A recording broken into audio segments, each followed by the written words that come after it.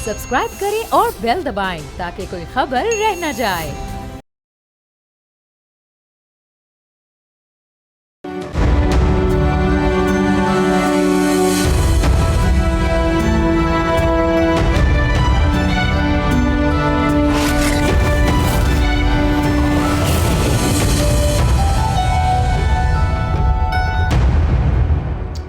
Ayatollah खामनाई के बेटे मुश्तबा खामनाई को ईरान का सुप्रीम लीडर मुंतखब कर लिया गया है। मुबस्सिरीन के मुताबिक वो अपने वालिद के मुकाबले में ज्यादा सख्तगीर समझे जाते हैं और पासदाराने इनकलाब के साथ उनकी कुर्बत भी खासी नुमायां बताई जाती है। इस दौरान खित्ते में जारी जंग वर्टिकल और हॉरिजेंटल एस्केलेशन की तरफ बढ़ रही है। इब्तिदा में फरीकैन एक दूसरे के फौजी अहदाफ को निशाना बना रहे थे, मगर अब जंग का दायरा वसी होता जा रहा है। अब न सिर्फ एनर्जी इंफ्रास्ट्रक्चर बल्कि डिसैलिनेशन प्लांट्स जैसे अहम शहरी और मुआशी ढांचे भी हमलों की जद में आना शुरू हो गए। इस बढ़ती हुई कशीदगी के मुआशी असरात पूरी दुनिया में महसूस किए जा रहे हैं। आलमी मंडी में तेल की कीमतें $100 फी बैरल से तजावज़ कर चुकी हैं, जबकि माहिरीन ने खबरदार किया है कि अगर जंग तूल पकड़ती है तो कीमतें $150 फी बैरल तक जा सकती हैं। पाकिस्तान अगरचे इस जंग का बराह रास्त फरीक नहीं है और ना ही फिलहाल ऐसा कोई इरादा जाहिर होता है, लेकिन उसके बावजूद पाकिस्तान इन ममालिक में शामिल है जो इस बहरान से शदीद मुतासिर हो रहे हैं। इसी सूरत हाल से निपटने के लिए हुकूमत ने पेट्रोलियम मसनूआत की कीमतों में ₹55 फी लीटर का रिकॉर्ड इजाफा किया है। माहिरीन का कहना है कि इस फैसले के बाद मुल्क में महंगाई की एक नई लहर आएगी। अब बड़ा सवाल यह है कि क्या पेट्रोलियम मसनूआत की कीमतों में ये इजाफा जंग के मुआशी असरात पर काबू पाने के लिए काफ़ी होगा या हुकूमत को आने वाले दिनों में मजीद सख्त और मुश्किल मुआशी फैसले करना पड़ेंगे। इसी पे बात करने के लिए हमारे साथ मौजूद हैं doctor Qamar Cheema, expert on international affairs, Jauhar Saleem साहब फॉर्मर एम्बेसडर हैं, डॉक्टर खाकान नजीब इकोनॉमिस्ट हैं। आप तीनों का बहुत शुक्रिया। जौहर साहब, I will start with you. ये जो मुश्तबा खामनाई साहब की सिलेक्शन है इस कॉम्प्लेक्स सिचुएशन के अंदर, इस सूरत हाल को अगर आप एनालाइज करें मौजूदा सूरत हाल में, वो क्या इम्पोर्टेंट रोल प्ले कर सकते हैं इस सारे प्रोसेस में? बिल्कुल, जो मुश्तबा खामनाई की जिस वक्त जो कि ऑलमोस्ट सर्टेनिटी थी बिकॉज जिससे एक्सपेक्ट यही किया जा रहा था, यहाँ तक कि जो पॉली मार्केट को कहते हैं जहाँ पर ये बेटिंग होती है इस तरह की चीज़ों की, तो उसमें भी कोई ऑलमोस्ट 90% तक अब वो ऑड्स पहुँच गए थे कि वो मुश्तबा ही होंगे। लेकिन उन्होंने बहुत अरसे से ICRC के साथ बहुत अच्छे ताल्लुकात उन्होंने कल्टिवेट किए हुए हैं। फिर ये कि जाहिर है कि उनके वालिद की शहादत भी और वो सारी सिचुएशन जो है, तो उसमें और दो के एक दो और कैंडिडेट्स भी थे, लेकिन फिर वो ज्यादा जो है ना उनकी कैंडिडेट जो है उसके ऊपर सारे रैली वहां पे करके, और दो के उस पर अमेरिकन कह चुके हैं कि वो जो कैंडिडेचर है वो बिल्कुल उनको एक्सेप्टेबल नहीं है।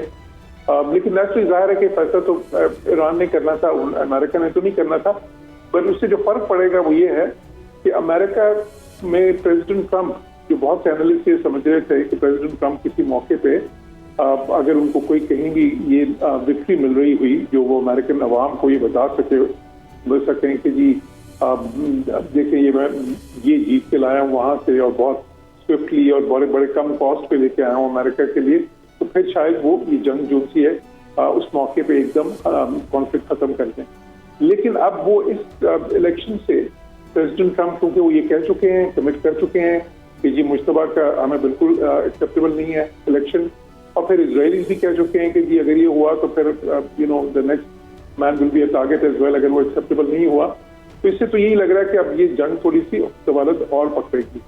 और जिसका आप इससे पहले बता चुके हैं कि आपके वो जो अभी जो मारूजी हालात हैं इस खित्ते में, और बल्कि इस खित्ते में क्या पूरी दुनिया में, जिस तरह की जो इस वक्त मईशत के आज मेरे ख्याल है कि दुनिया के बहुत अहम ममालिक में जो है जापान में मेजर एकदम स्टॉक मार्केट्स नीचे आई हैं, बाकी जगहों पे भी उसके साथ हम देख रहे हैं। फिर ये देखें तेल की कीमतें आपने जिसने बताया 100 से ऊपर चली गई हैं, और ये तो देखें 150 भी हो सकता है, अगर ये बहुत ज्यादा तवारत की तो इससे भी ऊपर जा सकती है। गोल्डमैन सैक्स और इस तरह के जो इन्वेस्टमेंट बैंक हैं मॉर्गन स्टैनली और बाकी की प्रेडिक्शन जैसे ही हैं। तो मेरा ख्याल है कि ये इस मौके पे ये जो इलेक्शन है ईरान के अंदर, राइट, वो ईरान के पॉइंट ऑफ व्यू से तो बिल्कुल वो जो है ना उसको समझा जा सकता है, लेकिन जंग की सिचुएशन में वो मेरा ख्याल है कि इस जंग को तवालत की तरफ लेके जाएगा। राइट, ठीक है। कमर चीमा साहब, प्रेसिडेंट ट्रंप ने क्रॉस लगाया मुश्तबा खामनाई के नाम पर, जबकि चीन ने उसे उनका इंटरनल मैटर करार दिया है। क्या अमेरिका नए सुप्रीम लीडर को भी हिट कर सकता है? क्योंकि उन्होंने कहा था कि हम जिसको जब जहाँ चाहें टारगेट कर सकते हैं। और ये थोड़ा सा टाइम भी लगा इनका नाम सामने आने में। आपका क्या ख्याल है इस बारे में?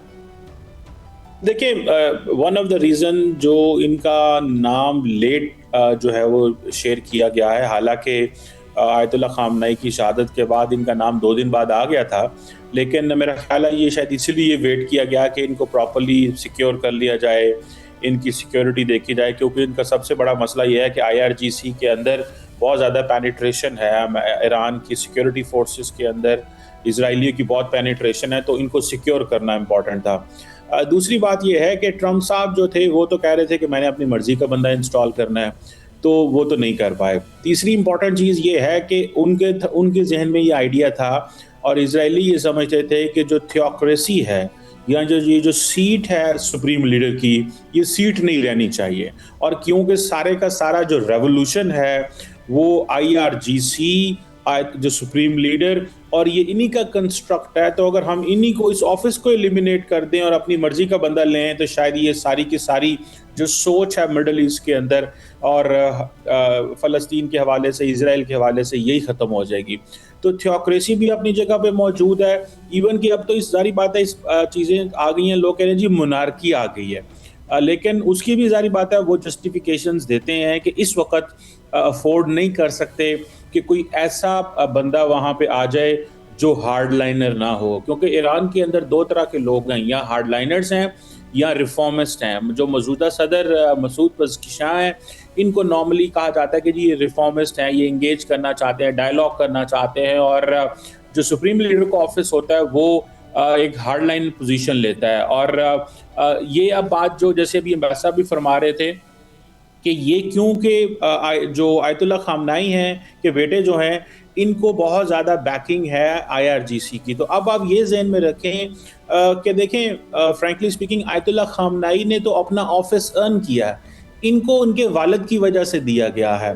और साथ में इस चीज़ को भी ज़हन में रखना है कि IRGC समझती है उसका कंट्रोल और मज़ीद बढ़ गया है, क्योंकि सुप्रीम लीडर जो होता है उसकी जो पास उसने जो काम करने होते हैं, उसने फॉरेन पॉलिसी देखनी है, डिफेंस देखना है, वो सुप्रीम कमांडर है आर्म फोर्सेस का, रिलीजियस डायरेक्शन सेट करनी है। तो he is the most important person in Iran right now. उसी ने बताना है कि आइंदा चीज़ें क्या किस डायरेक्शन में जानी है। तो मेरा ख्याल है कि अगर IRGC का इन्फ्लुएंस बहुत ज़्यादा है सुप्रीम लीडर के अंदर, तो टेक्निकली तो ईरान जो है वो मज़ीद आगे जाने की बजाय पीछे चला गया अमेरिकन पर्सपेक्टिव से, क्योंकि अब फौज का रोल जो है ये IRGC का जो है वो बहुत ज़्यादा बढ़ गया है। जी राइट, ठीक है। बल्कि जो सुप्रीम लीडर थे आयतुल्लाह खामनेई, वो तो ही was not willing to take this position जब उनका नाम एक मखसूस हालात के अंदर कहते हैं कि सिलेक्ट किया गया, और लेकिन ज़ाहिर इतना प्रोलॉन्ग कर गया वो पीरियड, और ये भी ज़ाहिर एक मखसूस हालात में आए विच इज़ अंडरस्टैंडेबल, क्योंकि इस वक्त किसी भी किस्म की लीडरशिप की वीकनेस पूरा सिस्टम को जो है वो गिरा सकती है, जो वहाँ का एग्जिस्टिंग सिस्टम है। डॉक्टर खाकान नजीब साहब, अब आपसे ज़रा पाकिस्तान के कॉन्टेक्स्ट में 55 रुपये फ़ी लीटर फ्यूल जो है प्राइस इंक्रीज़ हो गई है। ये जो क्रिटिसिज्म हो रहा है गवर्नमेंट पे, ये कितना वैलिड है कि एक हफ्ते के स्टॉक पर जो है वो ऑयल कंपनीज़ को फ़ायदा पहुंचाया गया? बिकॉज हमारे यहाँ जनरली ये कहा जाता है कि 15 डेज़ का स्टॉक अवेलेबल होता है। और दूसरा ये कि जो लेवी बढ़ाने की ज़रूरत थी, कि उसकी लेवी बढ़ाने की ज़रूरत नहीं थी, ये क्रिटिसिज्म कितना वैलिड है जो इस वक्त हुकूमत पर हो रहा है? ज़रा इस पर अपनी राय दीजिएगा। एक इकोनॉमिक शॉक है जो कि ऑयल की कीमत 60% बढ़ गई है फ्रॉम फरवरी 28 जब ये कुछ हुआ था। तो पहली बात तो ये है, और इसको समझना भी इस तरह चाहिए कि ये एक बहुत बड़ा इकोनॉमिक शॉक है। 1970 और 73 के बाद ये एक इतना बड़ा प्राइस शॉक है ऑयल का, और इसमें तो क्वांटिटी भी बड़ी रिस्ट्रिक्ट हो गई है। पाकिस्तान जैसा ऑयल इंपोर्टिंग कंट्री जिसके पास 28 दिन के रिजर्व्स थे जब ये जंग शुरू हुई थी, विच इटसेल्फ एक हमारे लिए लम्हा फिक्रिया होना चाहिए, उसकी जो गवर्नमेंट है उसका जो रिएक्शन फंक्शन है वो डिटर्मिन करेगा कि हम ओवरऑल राइड किस तरह करते हैं। मैंने पहले भी ये कहने की कोशिश की है कि डे 2 से पाकिस्तान को प्राइसिंग चेंज तो एक आंसर होता है, पाकिस्तान की कीमत तय कैसे होती है। 15 फरवरी से 28 फरवरी तक का जो प्लैट्स है सिंगापुर, उसकी एवरेज प्राइस लेकर अगले 15 दिन की कीमत तय कर दी जाती है, सो उस पे मोहित होती है। अब जो 55 रुपए की प्राइस चेंज है वो क्यों की गई? एक तो सिग्नल है, सिग्नल ये है कि आदिल जो है वो बहुत ज्यादा पेट्रोल पंप पे जा रहे थे, बार बार गाड़ी भरवा रहे थे, तो उसको तोड़ना कि जो प्राइस सिग्नल है वो अभी दे दिया गया है, सो ऐसा नेक्स्ट सिग्नल भी ऐसा ही होगा, सो डोंट एक्सपेक्ट कि कोई शॉर्टफॉल आ रही है। ये एक सिग्नल देने की कोशिश की गई। उसमें मैं जाती तौर पे समझता हूं कि इतना बड़ा शायद सिग्नल देने की बजाय अगर इसको स्टैगर कर लेते, 85 रुपए से जो बढ़ा के 105 रुपए की पेट्रोल पे जो सब लेवी थी, उसको इतना शायद बढ़ाने की जरूरत नहीं थी, उसको संभाल लेते, कुछ फंड के साथ आईएमएफ के साथ डिस्कशन कर लेते, और जो लेवी कम की है डीजल पे और प्राइस पास थ्रू है उसको थोड़ा सा संभाल लेते। प्राइस पास थ्रू तो करना ही था आदिल, ये नहीं है कि प्राइस पास थ्रू नहीं होना था। उसका बेनिफिट कैसे आपने देना है कॉम को, यानी कि जो आपके मैन्युफैक्चरर्स हैं, मोटर बाइक्स वाले हैं उनको, प्लस जो पीडीएल है उस पे, और ऑयल कंपनीज जो हैं उनकी भी जो लिक्विडिटी है वो मेंटेन करनी थी। So that was the choice. I think थोड़ा सा स्टैगर किया जा सकता था, but more important point is कि अभी तक आपको डिमांड कर्टेलिंग या डिमांड मैनेजमेंट के मेजर्स जो हैं वो ले लेने चाहिए। That is far more important, because ये सारी जो गुफ्तगू हम कर रहे हैं, ये सारी गुफ्तगू हमारे हाथ में नहीं है। स्टेट ऑफ हॉर्मुज़ को ओपन करना हमारे हाथ में नहीं है। ऑयल अगर बंद हुआ है, वहां से फ्लो का, कुवैत का, सऊदी अरेबिया का, ये सब हमारे हाथ में नहीं है। एलएनजी अगर कर्टेल फोर्स मजोर हुई है, हमारे हाथ में नहीं है। पर आपके हाथ में क्या है? आपके हाथ में वो डिमांड मैनेजमेंट है जो आपने मुल्क की करनी है। वो क्या चीज है? नंबर 1, आपको अपनी वर्क हैबिट्स चेंज कर देनी चाहिए थी डे 2 से, विच मींस 28 दिन के रिजर्व्स को 40 दिन खींचना है। That should have been the model that you need to build. What does that? Work from home. Exactly, 4 days। अच्छा, अब आप कहते हैं ना यार 55 रुपए, थोड़ी देर के लिए चले मान लें कि कुछ बढ़ा दिया आपने, प्राइस सिग्नल किया, आप 5 की बजाय अगर 4 दिन पे चले जाएं और आदिल 5वें दिन दफ्तर ना आ रहे हो, तो वो अपने मोटर बाइक में, अपनी लैंड रोवर में, जो भी गाड़ी इस्तेमाल करते हैं उसमें इस्तेमाल करेंगे 4 दिन फ्यूल, सो उनकी 55 रुपए की कॉस्ट ही पास नहीं होगी। एक मिसाल दे रहा हूँ, बच्चों को अगर आप पिछले थर्सडे फ्राइडे से ही छुट्टियों पे भेज देते, बांग्लादेश ने भी यही किया। I am in contact with the number of countries जो एडवाइस लेती हैं उनके साथ। उन्होंने क्या किया? यूनिवर्सिटीज बंद कर दी हैं। आप ऑनलाइन कोविड में कर चुके थे। सेकंड, आपको जो करनी चाहिए थी, आपको कोटास कर्टेल कर देने चाहिए थे। आदिल को लेट से बोल टीवी देता है 600 लीटर, मैं प्राइवेट सेक्टर की भी बात करता हूं, क्या उसको 300 कर देते? सो आदिल का बिहेवियर चेंज हो जाता, आदिल मार्केट कम जाता, इफ्तारियों पे कम जाते। You need to start thinking a lot more in depth. फिर जब आप एनर्जी रैंप अप करते हैं शाम को, सो आप अगर स्ट्रीट लाइट्स जो हमने कोविड में किया था, this is exactly what we did in COVID, अगर 10 लाइट्स है ना आदिल आपकी रोड पे, तो वो 5 चलेंगी, क्योंकि आप रैंप अप जब करते हो अपनी एनर्जी को रात को, तो फॉसिल फ्यूल्स और एलएनजी पे कर रहे होते हो, तो उसको मैनेज करना चाहिए था। और फिर लोगों को थोड़ा सा कॉन्फिडेंस मिले, कम्युनिकेशन करें और लोगों को कहें कि वो अपना बिहेवियर जो है उसको तब्दील कर दें।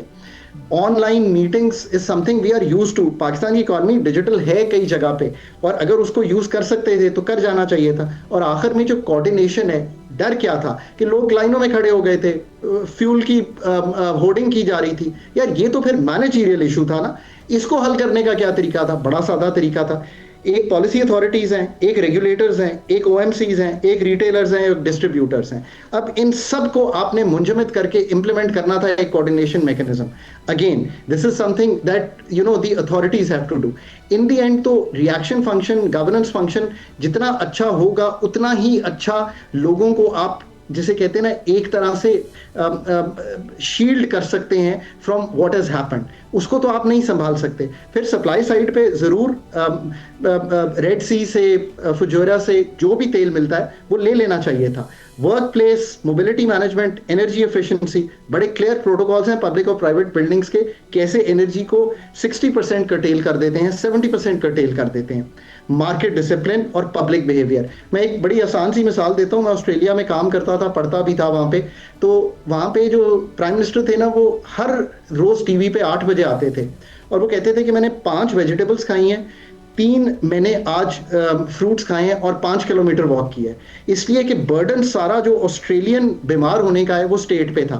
सो कम्युनिकेशन के कितने ज़खायर हैं, उसको कैसे मैनेज करना है, और यहाँ हमें लोगों से बात करनी पड़ेगी आज 25 करोड़ से कि वो अपना ह्यूमन बिहेवियर चेंज करें अगर इसको राइड आउट करना है हमने, और लॉन्गर टर्म में ये तो सोचना पड़ेगा। डॉक्टर साहब, मैं आपको बताऊं कि ये हम बहुत सालों से प्रोग्राम कर रहे हैं, और ये मैं तो अपने प्रोग्राम्स में, क्योंकि हमारा तो यूजुअली आपको पता है करंट अफेयर्स बस स्टेटमेंट्स पॉलिटिशियंस के और उस पर पूरा दिन गुजारते हैं, मैं अपने प्रोग्राम्स में काफ़ी सालों से ये बात करता रहा हूँ कि ये जो हमारी कंट्री में ह्यूमन बिहेवियर है या जो नेशन का हमारी बिहेवियर है ओवरऑल, इस पर भी काम करने की ज़रूरत है। लोग डरते हैं, पॉलिटिशियंस भी डरते हैं, एंकर्स भी डरते हैं, मेरी व्यूअरशिप चली जाएगी, पॉलिटिशियंस भी डरते हैं कि जी हमारी जो फॉलोइंग है या वोट बैंक है वो कम हो जाएगा। लोगों को भी समझाने की ज़रूरत है कि कैसे आप अपनी मैनेजमेंट करके अपने एक्सपेंडिचर्स को भी मैनेज कर सकते हैं, और किस तरह आप उसमें कंट्री में वैल्यू ऐड कर सकते हैं सिस्टम में, एनर्जी सेक्टर हो चाहे आपके और दूसरे फाइनेंशियल मैटर्स हो। अनफॉर्चुनेटली मतलब मैं आपको एक मिसाल दूं कि अगर आप पाकिस्तान में रूरल साइट पे किसी जगह चैरिटी करने जाएं, आप उनको बेशक 10,000 रुपये पर फैमिली देने की कोशिश करें, वो आपको 2,000 रुपये की चाय और बिस्किट पिला देते हैं अपने घर पे बिठा के। सो इससे आपको अंदाजा होता है कि जो चैरिटी ले रहा है वो उसका एक आम बंदे का, और ये आपने you might have notice that thing what I am talking about. तो होता ही है कि वो आपको 2,000 की चाय और बिस्किट पिला देता है बिठा के ज़बरदस्ती के, नहीं आप खा के जाएंगे क्योंकि आप मेरे घर आए। सो हमें ये समझाने की उनको ज़रूरत है कि कैसे चादर देख के पैर फैलाना है। Totally agree with you. अब गवर्नमेंट ऑस्टेरिटी कैंपेन्स की बात तो कर रही है कि वो चलाएंगे, but it didn't work in the past. So I believe it was more of एक मैनेजमेंट का इशू था, जिसको क्विक सोल्यूशन की तरफ गवर्नमेंट ने ले जाके 55 रुपीज़ का इंक्रीज करके वो कर दिया। बिफोर आई गो टू जौहर सलीम साहब, मैं एक और आपको, आप तीनों को बड़ा मज़े का किस्सा, क्योंकि आप तीनों बहुत माशाल्लाह अपनी अपनी फील्ड के एक्सपर्ट हैं और एक्सपीरियंस लोग हैं। मैं लंदन में एक रेस्टोरेंट में बैठा था और वहाँ पर मेरी कुछ पाकिस्तानी एक साहब थे, दो मुलाकात हुई उनसे और इंटरेक्शन हुआ, मेरा फर्स्ट टाइम इंटरेक्शन था, और वो पाकिस्तान में बड़े बुक पब्लिशर हैं। I did not know him. So मैंने उनको कहा कि जी जापानीज प्राइम मिनिस्टर जो हैं वो एक दिन में 2 बुक्स पढ़ते हैं, वो 60 बुक्स अ मंथ पढ़ते हैं। तो आप यकीन करें कि हमने 30 मिनट्स तक इस बात पे आर्गुमेंट किया कि that person was not ready to believe कि कोई बंदा एक दिन में 2 किताबें पढ़ सकता है। सो इससे आप अंदाज़ा लगा लें कि अगर हमारे जो बुक पब्लिशर्स हैं उनको ये यकीन नहीं आया कि जापानीज प्राइम मिनिस्टर 2 बुक्स, जो आप अभी बात करें कि प्राइम मिनिस्टर 8 बजे आके टीवी पर बात करना और कॉन्फिडेंस में लेना, सो वो ही was not ready to believe in this. तो जो बातें हम और आप कर रहे हैं उसमें आम बंदे को समझाना असल टास्क है, जो कि शायद हम टेक्निकल टर्म्स में कर रहे होते हैं। जब हम लोगों से, आम बंदे से इंटरेक्शन करते हैं तो उन्हें समझाना बड़ा मुश्किल होता है कि व्हाट्स गोइंग ऑन। अगर आप पब्लिक ओपिनियन ले जाएं तो आपको एकदम, मैंने अपना कमेंट थोड़ा लंबा इसलिए कर दिया क्योंकि असल चीज़ यही है कि हमें अपने लोगों को समझाना है कि अगर गवर्नमेंट से नहीं भी होता, यार जंगें छिड़ी हुई हैं, तो हमें खुद अपने आप को कैसे संभालना है। वो साहब तैयार नहीं थे कि 2 बुक्स कैसे एक बंदा दिन में पढ़ सकता है। हालांकि चाइनीज़ और जापानीज़ ब्रेन्स, आप तीनों मेरे ख्याल है इस पर मुझसे बेटर कमेंट कर सकते हैं कि किस तरह वो उनकी रीडिंग हैबिट्स किस तरह की होती हैं, वेस्टर्न रीडिंग हैबिट्स कैसी हैं। डिस्कशन हमारी जारी है। एक ब्रेक के बाद जब वापस आएंगे तो कुछ और इंपॉर्टेंट पॉइंट्स उठाएंगे आफ्टर दिस ब्रेक।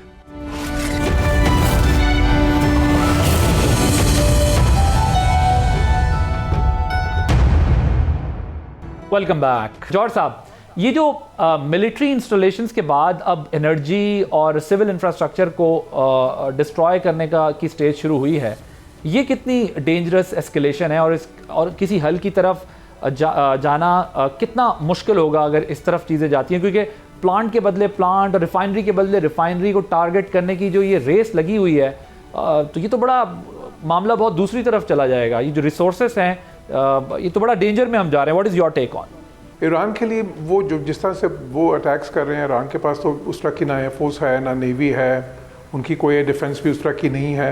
उनका सारा रिलायंस जो है वो प्रोजेक्टाइल्स पे है, जो मिज़ल्स हैं और जो ख़ुसूसन जो वो शाहीद जो उनके ड्रोन्स हैं। अच्छा, मिज़ल्स में उनको अपेरेंटली ये लग रहा है, काफ़ी सारे ये मुबस्सिरीन कह भी रहे थे कि शायद चाइना की तरफ से उनको कुछ मिज़ल्स मिले हैं और कुछ जो टेक्नोलॉजी उनको है जिसकी वजह से वो ज़्यादा प्रिसिशन से वो अटैक्स कर रहे हैं, वो रशिया की तरफ से उनको सैटेलाइट पे रियल टाइम इंफॉर्मेशन मिल रही है या इंटेलिजेंस इंफॉर्मेशन मिल रही है। और वो वाक़ईतन जो 12 दिन की जंग से उसके मुकाबले में अभी उनकी जो प्रिसिशन है मिज़ल्स जो हिट कर रहे हैं और ड्रोन्स की भी, वो पहले से बहुत बेहतर है। तो वो एक डिटरेंस जो सी है थोड़ी सी है। लेकिन मैंने कहा था कि जैसे जैसे वक्त गुजरता जाएगा ईरान की वो डिटरेंस जो है वो कम होती जाएगी और फिर एक किस्म का ओपन फील्ड होगा इनके लिए, अमेरिकन के पास और इजरायलीज़ के पास, कि वो कहीं भी हिट कर सकते हैं ईरान को। तो नेचुरली अब जाहिर है कि वो कर रहे हैं। पहले तो सिर्फ वो न्यूक्लियर इंस्टॉलेशंस और इस तरह की जो है ना कमांड एंड कंट्रोल जो है सेंटर्स, अब हम देख रहे हैं कि ऑयल इंस्टॉलेशंस वो जो है, और इस किस्म की जो सिविलियन इंफ्रास्ट्रक्चर में आता है। तो अब ये तो जितनी ये जंग तवालत इख्तियार करती जाएगी ये बड़ा ख़तरनाक है, बिकॉज इससे देखें उनका इंफ्रास्ट्रक्चर जो है सारा तबाह होना शुरू हो जाएगा। अच्छा, इसमें एक अहम चीज़ जो है जिसकी तरफ मैं इशारा कर दूँ, ये बात पहले भी हो चुकी है। देखिए, जो न्यूक्लियर का मसला है वो अब इतना आसान नहीं है, बिकॉज उसमें असल जो इस वक्त बल्कि एक स्टोरी अभी जो आई है अमेरिकन अखबारात में काफ़ी जो है ना वो इंटरेस्टिंग है कि एक मसला वो है उस फिजल मटेरियल का है जो समझते हैं कि ईरान के पास वो जो 450 किलोग्राम के करीब है। अच्छा, वो ये समझते हैं वेस्टर्न ये उनकी इंटेलिजेंस सोर्सेज ये कहती हैं कि वो 60% तक एनरिच्ड है यूरेनियम। अब 60% से जो 90% तक जाना होता है, जो कि मिलिट्री ग्रेड या न्यूक्लियर ग्रेड, जो अपने बॉम्ब ग्रेड आप कह लें उसको, या वेपन्स ग्रेड कह लें, वो यूरेनियम है, वो उसमें कोई इतनी ज़्यादा देर नहीं लगती। असल जो होता है वो 60% तक लेके जाना होता है। वो जो फिजल मटेरियल है वो क्लेम कर रहे हैं कि जी ईरान के पास वो जो न्यूक्लियर साइट्स थी जो अमेरिका ने लास्ट टाइम तबाह की थी, उन्हीं में है नीचे, वो तबाह नहीं हुआ और वो गैस की सूरत में है, लेकिन उसको वो ज़ाहिर है कि निकाल के उसके बाद वो सॉलिडिफाई कर सकते हैं और फिर वो वेपन्स में यूज़ हो सकता है अगर उनके पास बाकी एलिमेंट्स भी हों। अब ये अमेरिकन को भी तशवीश है, इजरायलीज़ को भी है बज़ाहिर, और वो अब चाहते हैं कि किसी तरह से वो फिजल मटेरियल जो है वो या तो उसको तबाह कर दें या उसको ज़ाहिर है किसी तरह से फिर उनसे वो ले लें। तो इसमें ये थोड़ी सी ख़तरनाक चीज़ है, बिकॉज इसमें प्रॉब्लम ये आ रही है क्योंकि ट्रस्ट बिल्कुल नहीं है आपस में। तो अब उनको भी ये ख़तरा है कि अभी ईरान को अगर इधर छोड़ दिया तो फिर तो जाहिर है कि ईरान में न्यूक्लियर वेपन्स प्रोग्राम की तरफ जाएगा ही जाएगा, अगर पहले नहीं भी उन्होंने जाना हुआ तो। इसलिए अब वो इसको बीच में छोड़ भी नहीं सकते। सो आई थिंक ये एक बड़ा एक क्रिटिकल पॉइंट आके यहाँ पे फंस गया है कि वो जो है ना कि किस तरह से ये अब मसला हल होगा, क्योंकि जब ट्रस्ट डेफिसिट इतना ज़्यादा है और उसमें अब जो है और किसी तरह मिलिट्री मीन से अब आप उसको तबाह करना कोई इतना आसान नहीं, जब तक कि वो कोई बूट्स ऑन द ग्राउंड या अनलेस कि उनकी कोई स्पेशल ऑप्स लेके आएँ, जो कि वो और जो अभी वो खैर उसको तो सोच भी रहे हैं, लेकिन वो कोई इतना आसान नहीं होगा। तो इस वजह से अब उनके पास जो बाकी चीज़ें हैं कि जी ठीक है फिर इंफ्रास्ट्रक्चर तबाह करते जाएँ जो है ज़्यादा से ज़्यादा, और वो बड़ा आसान है क्योंकि एयर डिफेंस तो कोई है नहीं ईरान के पास जी। बट ये थोड़ा अनफॉर्चुनेट भी है, बिकॉज देखें ना वो जो भी इंफ्रास्ट्रक्चर तबाह हो रहा है, जो भी उनके ऑयल रिजर्व्स तबाह हो रहे हैं सारे, वो तो ईरानी कौम को उसका बाद में नुकसान होगा सारा। It's not just about the रजीम, it's about the country itself, about the people of the country. तो ये इस वक्त जो है, इसलिए मैं समझता हूँ कि बहुत ही ज़रूरी है कि किसी तरह जो मुल्क जो है दुनिया के जो आम मुल्क हैं, लेकिन जॉर्ज साहब वैसे हमने देखा ये कि ईरानी नेशन में मगर एक चीज़ ये देखी है कि जब भी उनको कोई इकोनॉमिक ब्रंट की या कोई थ्रेट्स की बात की जाए या प्रेशर की बात की जाए, तो वो ये कहते हैं वी आर रेडी टू पे अ प्राइस ऑफ इट। तो वो उन्होंने सैंक्शंस भी बहुत बर्दाश्त किए हैं और वो इस सारे प्रोसेस के अंदर गुजरते हुए उन्होंने बहुत ज़्यादा सख्तियाँ देखी हैं। So do you really think so कि वो इस बारे में एज ए नेशन सोचते होंगे? ज़ाहिर है वो महंगाई, इन्फ्लेशन, वो प्रॉब्लम्स अपनी जगह, लेकिन अब उन पर एक वॉर इम्पोज हुई है। आपका ये ख्याल है कि ईरानी नेशन में ये रियलाइजेशन होगी कि ये जो डैमेजेस हो रहे हैं ये अल्टीमेटली वी हैव टू पे अ प्राइस ऑफ इट? देखिए, बिल्कुल आप ये देखें कि जो पिछले जो अभी जनवरी में जो सारे प्रोटेस्ट हुए थे वो किस बेस पे हुए थे?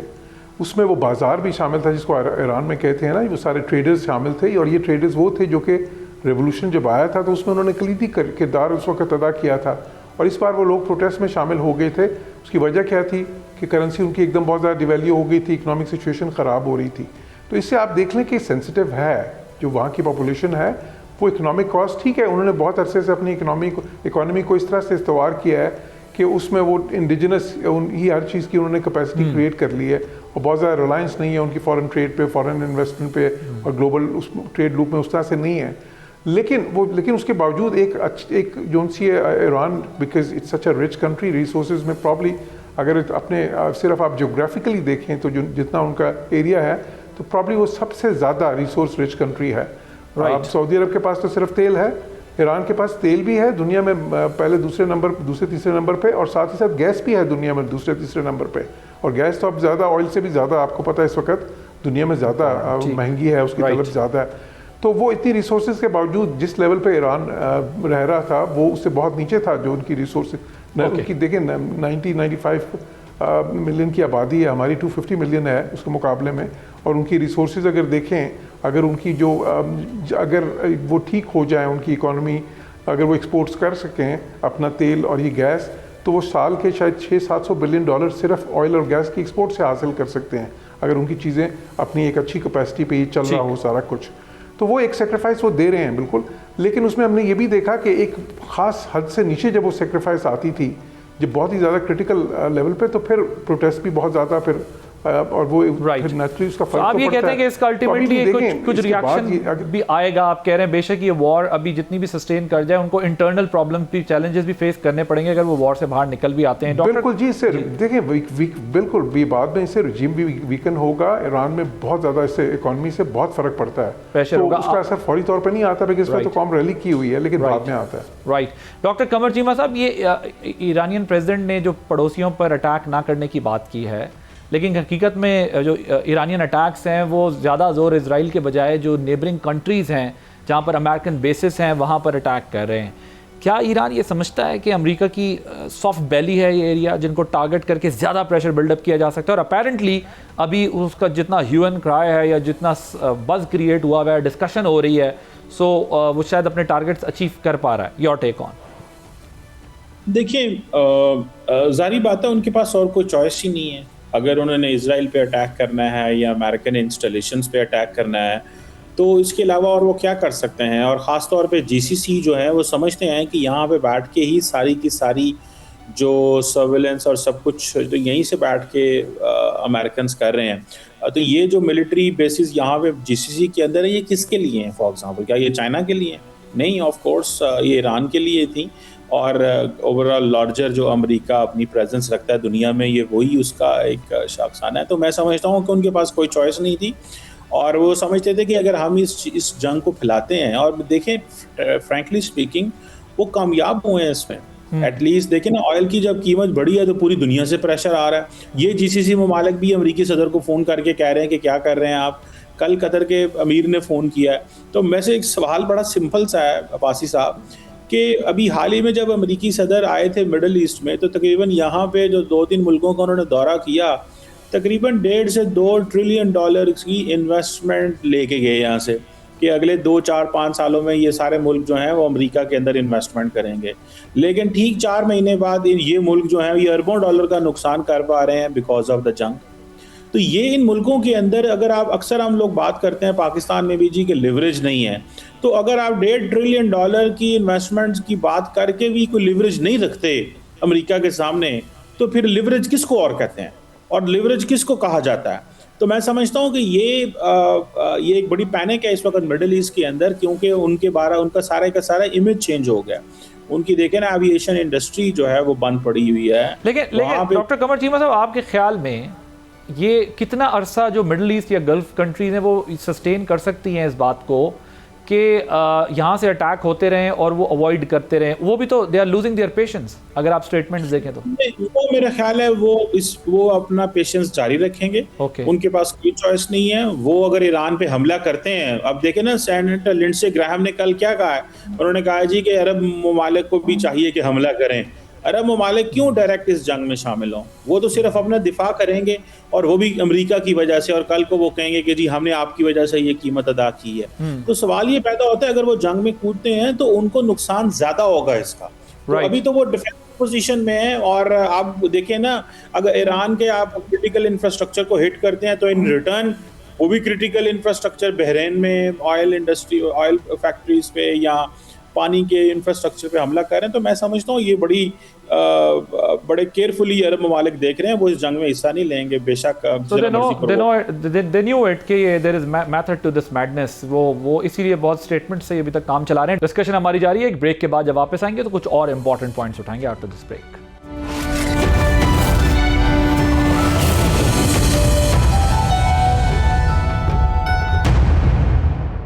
Welcome back. Doctor Khaqan Najeeb sahab, ये IMF का जो जायज़ा मिशन है ये पाकिस्तान में है, क्या जंग की बुनियाद पर पाकिस्तान कोई ख़ास कंडीशन पर कोई वेवर ले सकता है?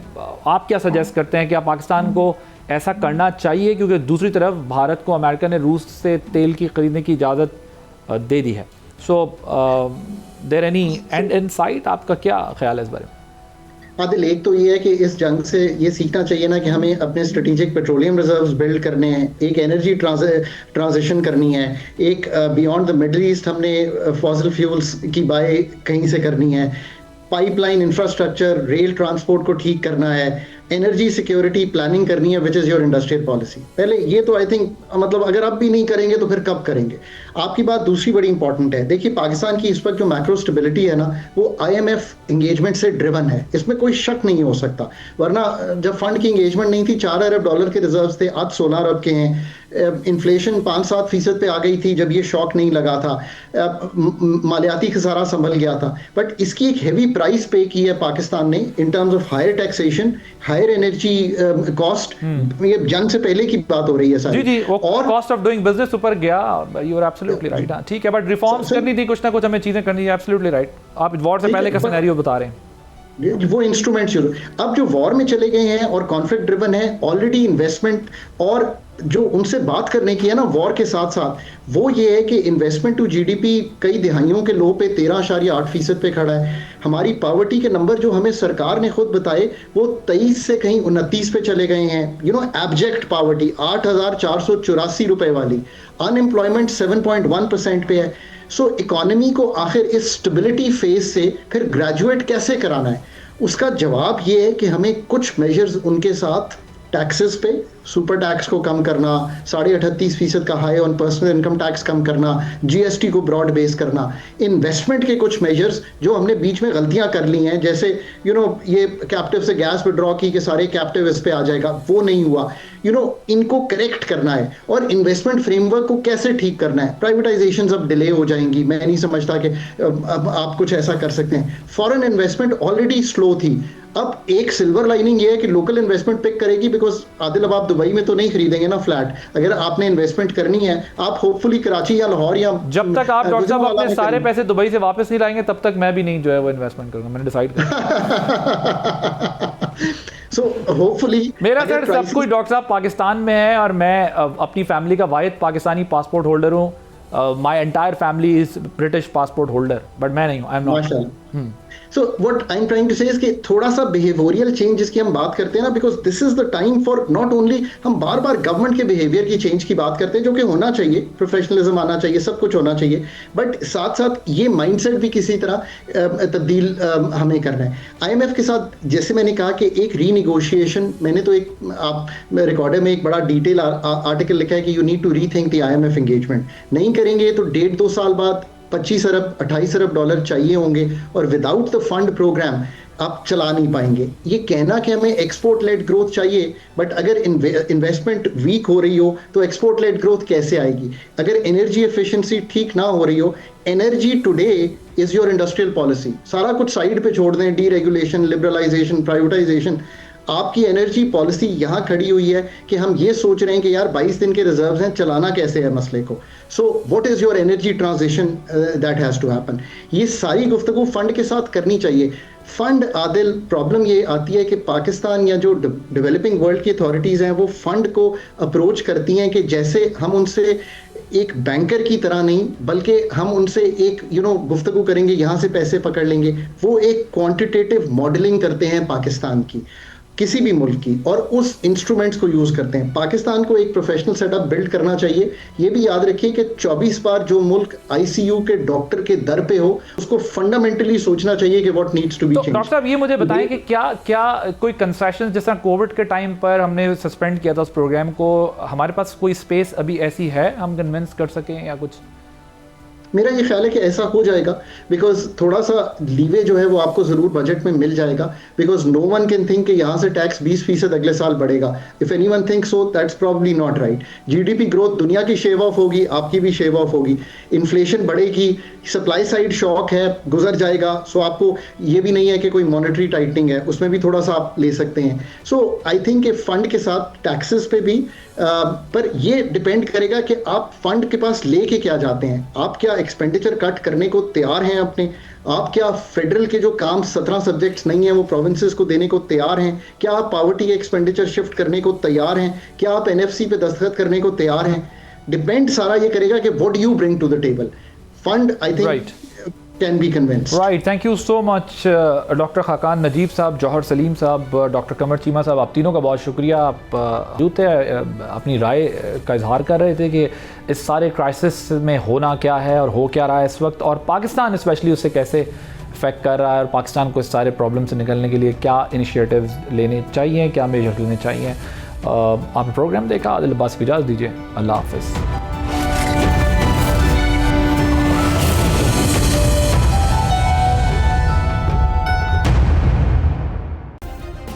सब्सक्राइब करें और बेल दबाएं ताकि कोई खबर रह न जाए।